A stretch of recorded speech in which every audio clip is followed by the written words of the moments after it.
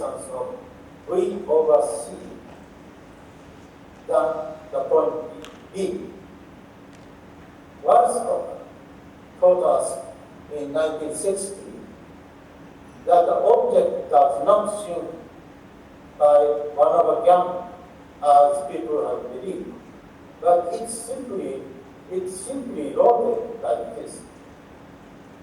Namely, backside can be observed if an object moves very rapidly.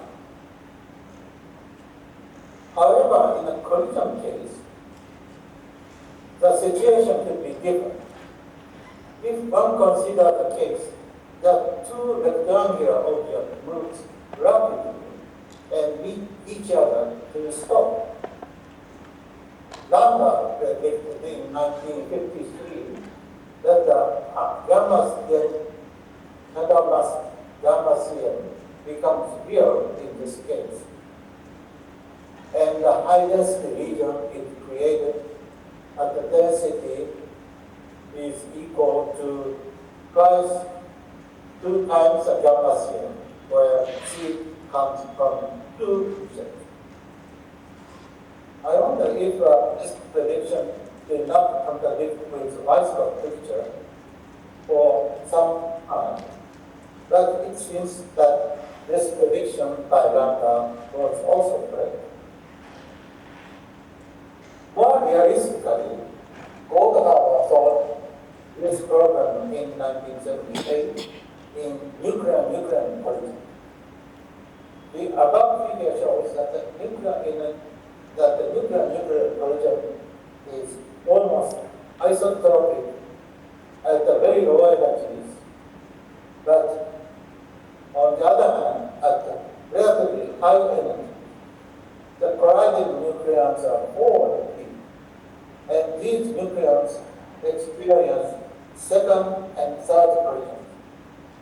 Finally, if they almost stop each other, then gamma factor becomes real, as predicted exactly by Lambda. At 11 GeV per nucleon, which are J-part aims at, on a fixed target, 2 gamma CM is close to 5. And the actual calculation is shown here. This is a Monte Carlo calculation.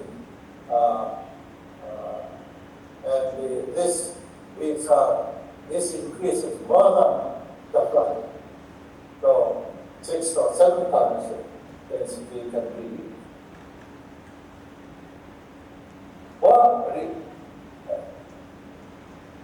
At the high density, many people predict many things, like Shuya said yesterday. Theoretically, Accelerator et al. Predicted that matter could be produced at the high density region via the second order phase transition, not the first one. Other possibilities, such as a colorless superconductivity, is here, which is an assembly of a dipole. These might exist. Rick and the LHC have covered the high temperature region. The star beam energy scanning started to explore toward high densities.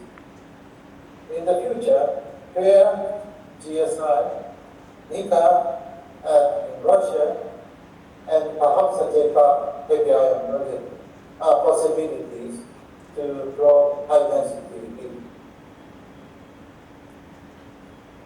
In 10 to 30 PV per nucleon on a fixed target, another feature is that the yield of K plus over K high plus is significantly high as compared to minus minus. This first experiment data was obtained from AGS in 1990, but systematic data are shown here. Enhanced production is observed between 10 to 30 GeV, where high density region is expected to be created. And there, the enhanced production of K plus means that the production of lambda is also enhanced, because these two are strangeness partners. In heavy ion collisions, many variants with strangeness will be created, so that we hope to produce multi-strangeness hypernuclei, for example. Over 10 years ago, our accelerator group considered accelerating heavy ion beams up to uranium by adding a linear and glycerine. We already have these two rings, 3 GeV for protons and 30 GeV for protons.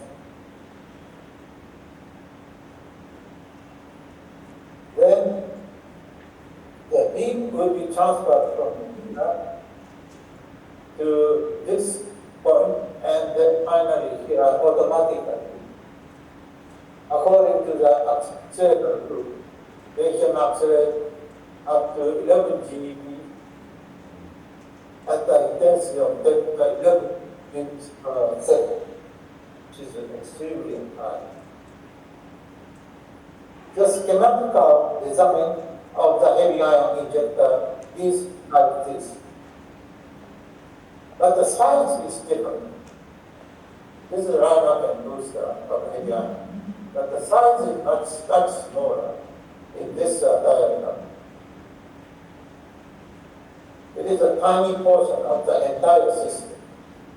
However, the cost of the injector is about $150 million, which is a very expensive. In 2021, I proposed a revised plan, a sort of a staging plan. We use a lineup that is already under the budget request at the Japan Atomic Energy Agency, called JAEA, to replace the existing tandem accelerator. The tandem voltage is a 10 MeV per nucleon instead of a 20 MeV per nucleon in the original plan. The cost is about $20 billion.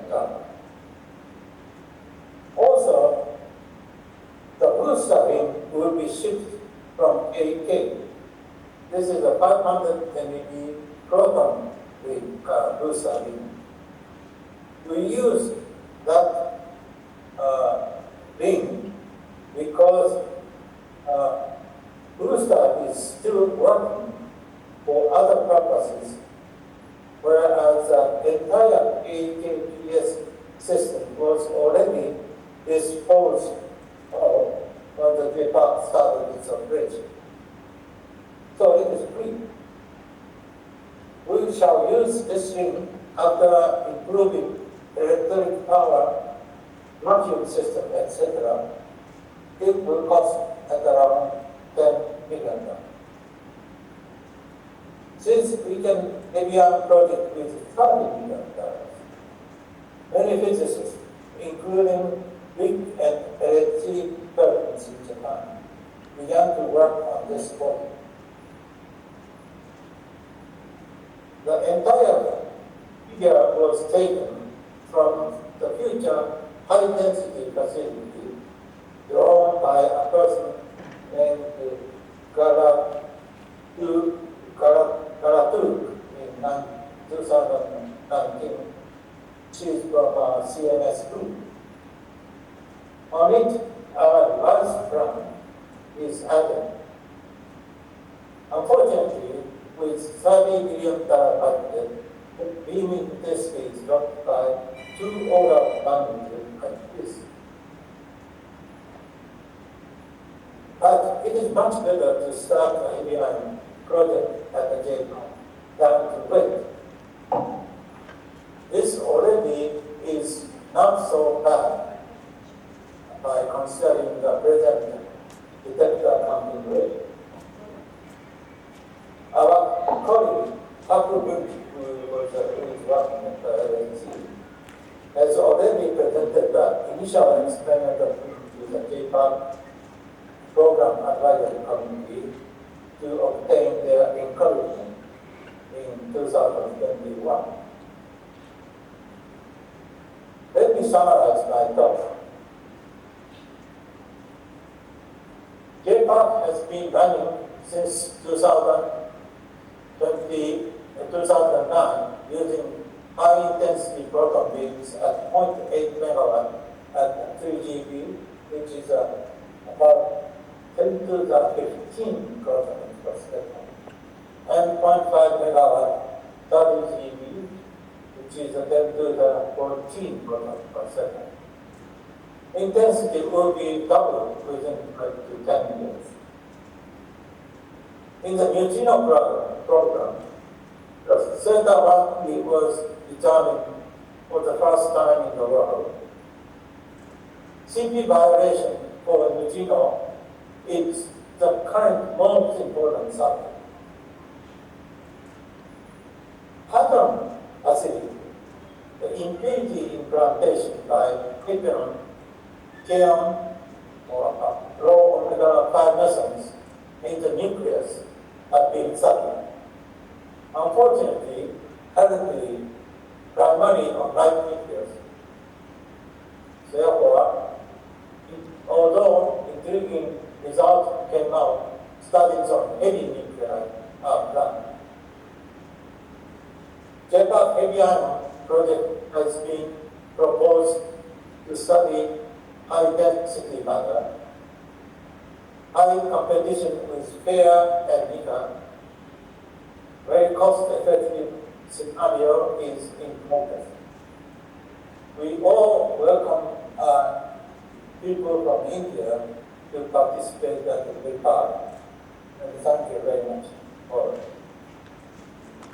Let's thank the speaker for the excellent talk. And just one or two questions. Any question? Just please. Hello. So what is the timeline for this heavy ion program, 11 AGV? 11 GeV, when? What is the timeline? When? This is still a long time, probably 2037 or something like that. Okay, thank you. Okay, let us. Okay. The competition between where is more advanced, but we are trying to compete with them.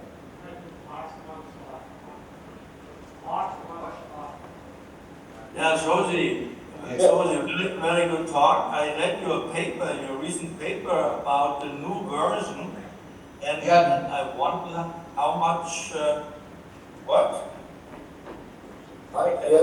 Can you hear me? Yeah. Yes.